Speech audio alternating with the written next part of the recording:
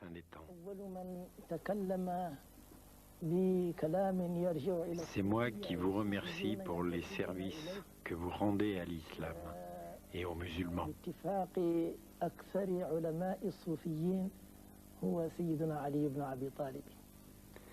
Concernant le soufisme, il est admis dans notre communauté que le premier à lui avoir donné droit de cité est l'imam Ali, cousin et gendre du prophète et quatrième calife. Il avait coutume de dire qu'il était l'un des représentants de Dieu sur terre et qu'à cet effet, il était qualifié pour diriger l'action et la vie spirituelle de ses contemporains.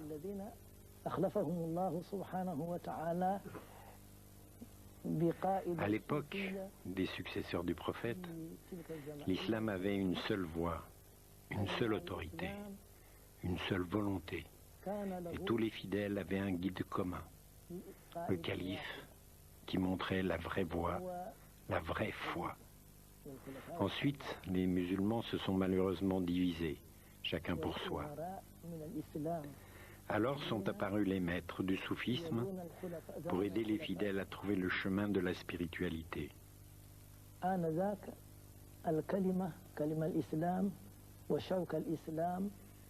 Dès cette époque, ceux à qui Dieu avait donné la connaissance savaient qu'il y aurait un nombre déterminé, limité de maîtres, c'est-à-dire de saints fondateurs de confréries. Mais tout le monde n'était pas d'accord sur le chiffre, 300 ou 313.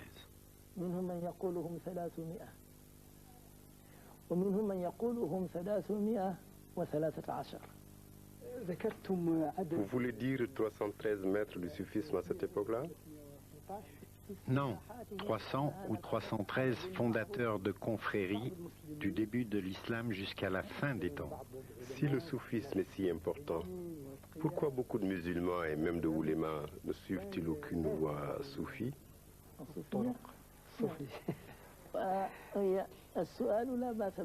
Étant donné votre qualité, je pourrais répondre en citant cette parole bien connue.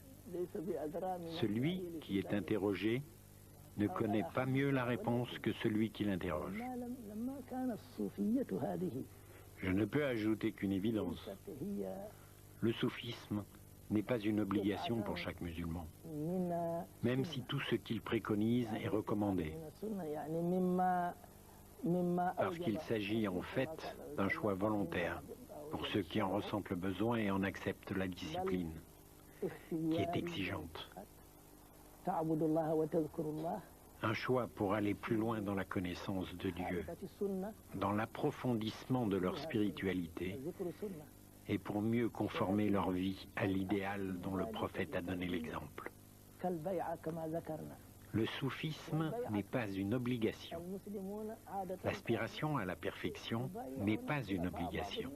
C'est un plus, extraordinairement important. Le soufisme en général, d'accord, mais la Tijani en particulier, votre propre confrérie, cher Mansour, qu'apporte-t-elle de plus? Qu'est-ce qui la distingue des autres confréries?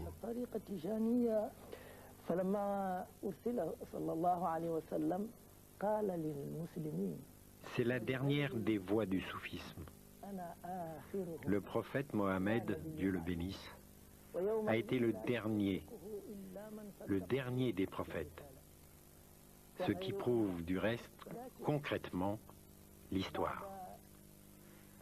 En 14 siècles, il n'y a pas eu un seul prophète. Son message est le plus complet, universel, car il intègre et résume tous les messages précédents.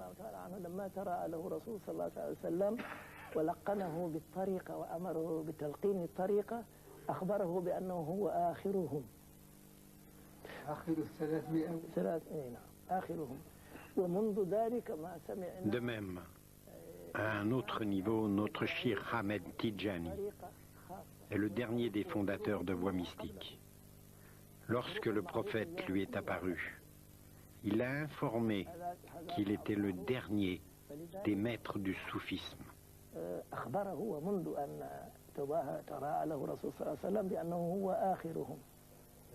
وهو خاتمهم هكذا. هو أيضا الخاتم لما سبق. خاتم الأولياء. فبهذا الختام تكون طريقته شاملة لبركات الطرق كلها ولأسرار الطرق كلها. فهذه هي الميزة التي لها لطريقة التجانية إن كنت سائل ذلك.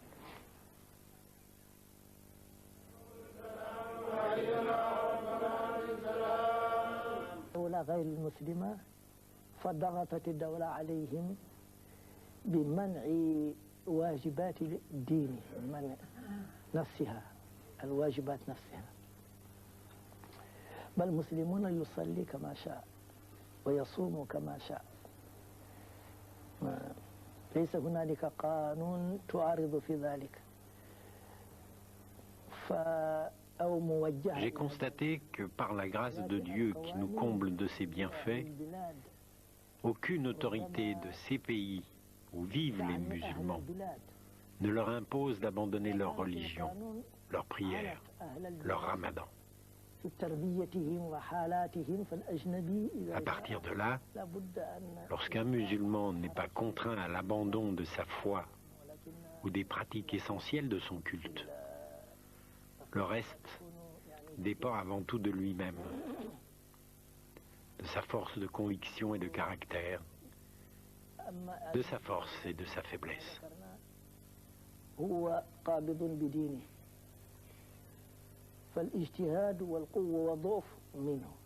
Certes, certains problèmes se posent parfois, mais dont il faut relativiser la gravité. من إضافات مما يضاف إلى جاليات الدينية التي تحت هذه الدول بسيطة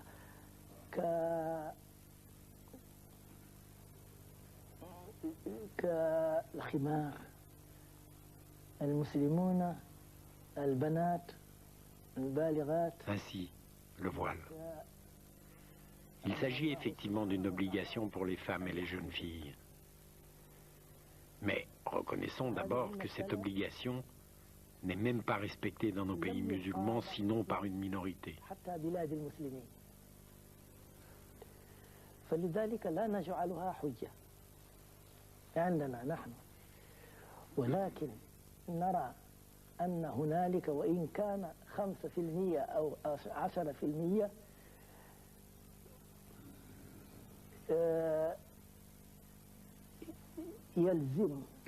Cependant, même si seulement une petite minorité souhaite la respecter, on devrait lui permettre de le faire. Et les responsables musulmans se doivent de l'y aider. Si cela s'avère impossible, on doit respecter la loi du pays concerné. D'ailleurs, les oulémas ne disent-ils pas « La nécessité rend licite ce qui est illicite ».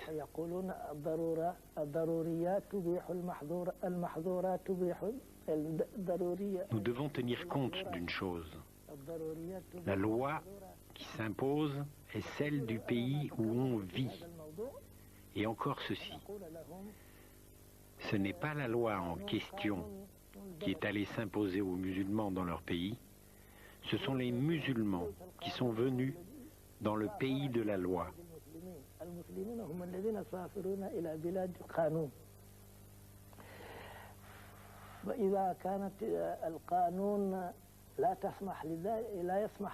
Or, la loi se fait en fonction des sociétés, de leurs besoins, de leurs coutumes. Donc, lorsque de nouveaux arrivants viennent d'autres pays, d'autres sociétés, il est inévitable que cela comporte des inconvénients pour eux, des gênes. Mais il faut chercher des accommodements.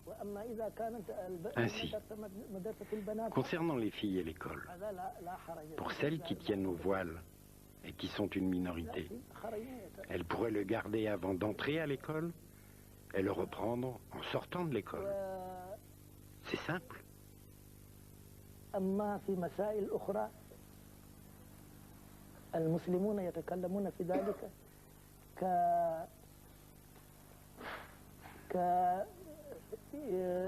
يعني امرأتين، لا امرأتين في الزواج، تعدد الزوجات. Autre problème à relativiser, celui de la polygamie. La loi du pays d'accueil l'interdit. Mais pour qu'il y ait problème, il aurait fallu que cette pratique fût imposée par la religion. Est-ce le cas?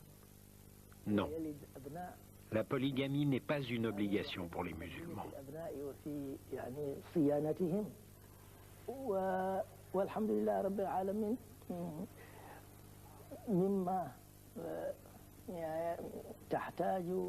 Par contre, si nous devons mettre l'accent sur un problème très important pour les croyants, ce sera celui des mosquées.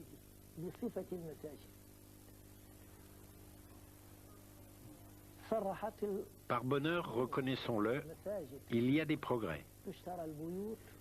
Il existe maintenant des lieux de prière et quelques mosquées, mais pas assez, loin s'en faut. J'insiste sur le mot mosquée, dans le sens plein de ce mot. C'est une demande fondamentale que nous nous devons de formuler explicitement.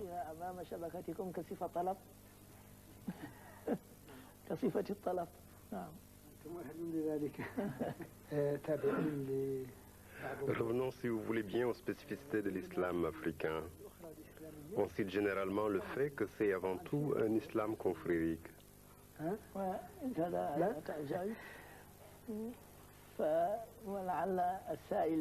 C'est une erreur. Cela n'est pas particulier à l'Afrique. Je prends l'exemple de l'Égypte, où les confréries sont encore plus répandues, où elles jouent un rôle politique et se sont même organisées au sein d'une association influente.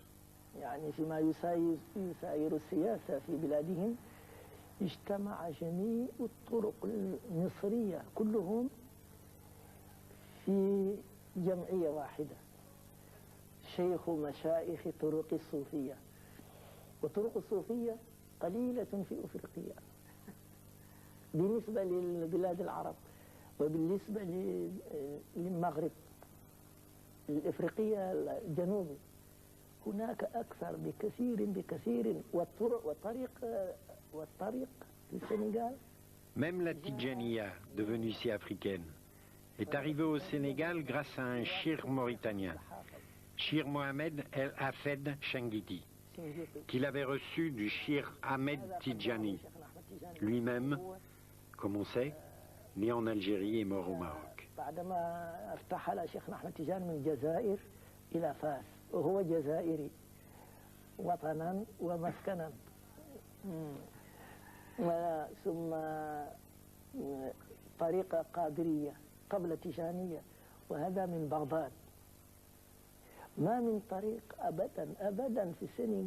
Avant la Tidjaniya, la Kadiriya est venue de Bagdad.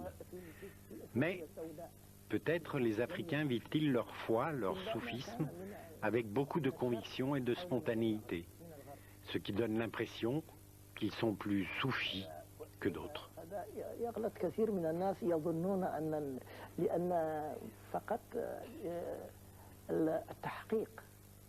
الصدق يحتاج لتصوف، فلما كان أهل الإفريقية هم إذا تمسكوا بهذا هم يصدقون في ذلك، فلذلك هنالك أظهر، ولكن العيون كلها من الشرق أو من الغرب.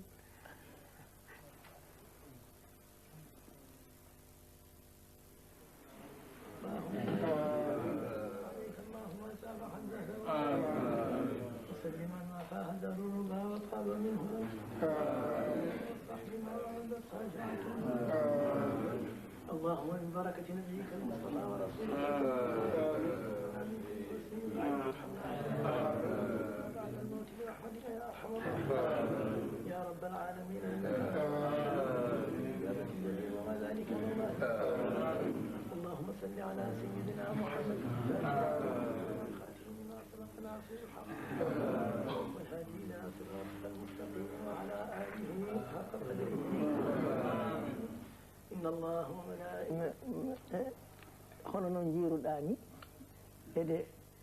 Comme vous voyez, ces gens ont chacun pris la voie Tidjani. La voie Tidjani leur sert de centre d'éducation. Tariqa Tidjani est un centre de rééducation pour les âmes délinquantes. Dernièrement, j'ai réuni partout où je suis allé des jeunes nés ici pour leur dire comment ils doivent se comporter et ce que l'islam enseigne. Je les exhorte à se comprendre avec leurs parents et leur explique que c'est par eux qu'ils peuvent comprendre qui ils sont. Je les exhorte à se prendre en main en apprenant et pratiquant les principes fondamentaux de l'islam. J'ai constaté que nos coreligionnaires arabes s'évertuent à amener leurs enfants à la mosquée et à les conduire à l'école de la médersa pour les former en arabe comme en français. Nous autres aussi, Dieu merci, nous nous évertuons à faire de même. Nous pensons aller de l'avant. Quand nous serons à même de pouvoir disposer de mosquées et d'instituts d'éducation qui ne soient ni des caves, ni des parkings, ni des maisons délabrées, isolées et non conformes aux principes de la pratique religieuse. Nous y apprendrons à nos enfants la pratique de la religion, nous leur enseignerons nos langues d'origine, avec la langue de la religion, tout cela bien entendu avec la langue française, qui en tant que langue d'accueil est la langue véhiculaire. Cher, vous avez beaucoup voyagé. Vous avez en particulier fait le pèlerinage au lieu saint de l'islam, y compris Jérusalem. Quels souvenirs en gardez-vous? Le pèlerinage à Jérusalem était effectivement une épreuve difficile à l'époque pour les musulmans. Il fallait passer par l'ambassade d'Israël au Caire, qui exigeait au minimum une semaine pour donner les visas. Mes compagnons y sont allés. Je leur ai dit que j'attendrais pas une semaine. Finalement, il s'est produit quelque chose de tout à fait inhabituel selon les témoins. Une dame est arrivée ce jour-là et a rendu nos passeports au bout de 3 jours avec les visas. Nous avons prié à la mosquée d'Aqsa, où j'ai dispensé les enseignements de la Tidjaniya aux fidèles présents qui m'ont demandé de diriger la prière ce jour-là.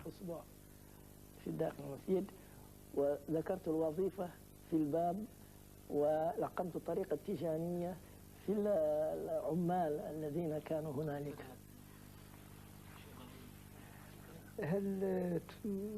Tcherno, voulez-vous dire un mot pour conclure?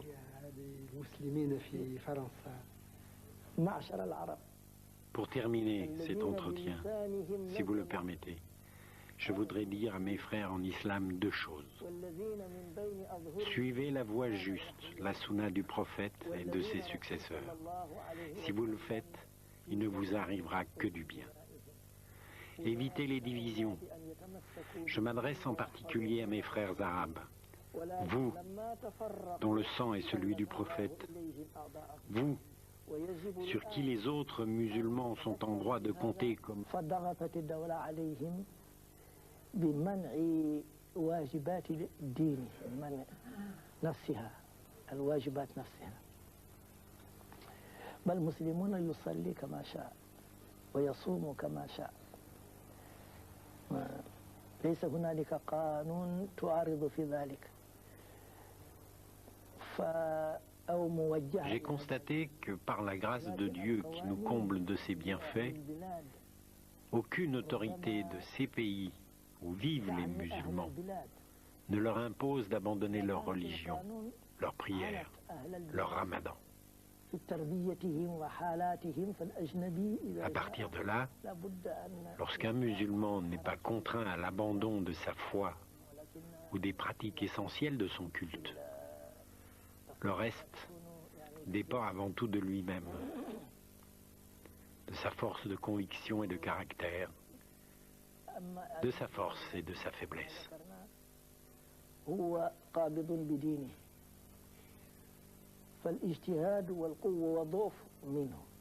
Certes, certains problèmes se posent parfois, mais dont il faut relativiser la gravité. من إضافات ما يضاف إلى جاليات الدينية التي تحت هذه الدول بسيطة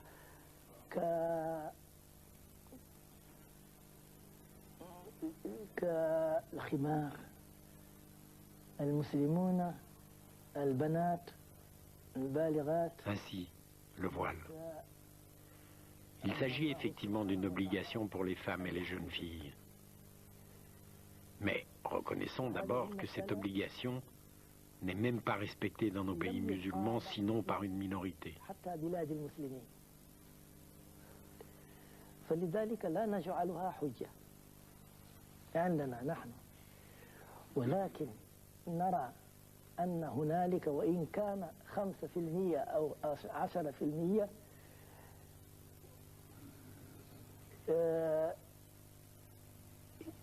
يلزم. Cependant, même si seulement une petite minorité souhaite la respecter, on devrait lui permettre de le faire. Et les responsables musulmans se doivent de l'y aider. Si cela s'avère impossible, on doit respecter la loi du pays concerné. D'ailleurs, les oulémas ne disent-ils pas « La nécessité rend licite ce qui est illicite ».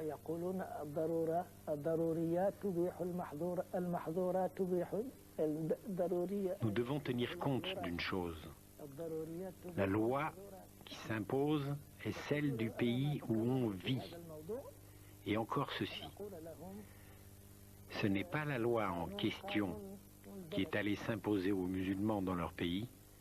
Ce sont les musulmans qui sont venus dans le pays de la loi.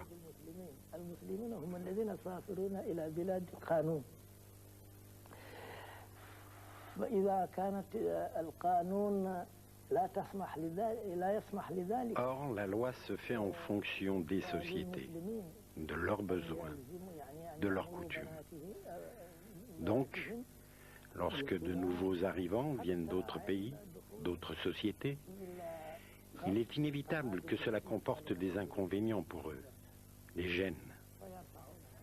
Mais il faut chercher des accommodements. Ainsi, concernant les filles et l'école, pour celles qui tiennent au voile et qui sont une minorité, elles pourraient le garder avant d'entrer à l'école et le reprendre en sortant de l'école. C'est simple.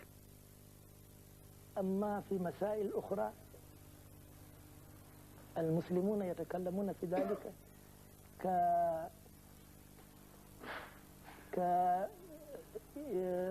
يعني امرأتين لا امرأتين في الزواج تعدد الزوجات. Autre problème à relativiser, celui de la polygamie.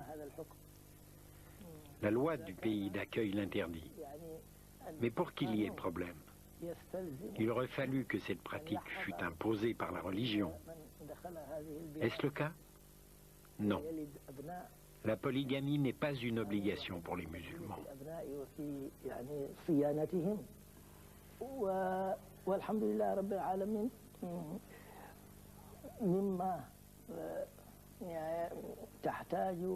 Par contre, si nous devons mettre l'accent sur un problème très important pour les croyants, ce sera celui des mosquées.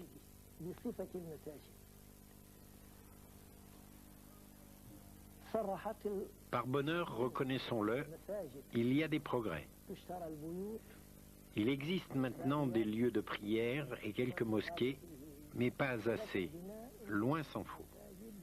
J'insiste sur le mot mosquée, dans le sens plein de ce mot. Revenons, si vous voulez bien, aux spécificités de l'islam africain. On cite généralement le fait que c'est avant tout un islam confrérique.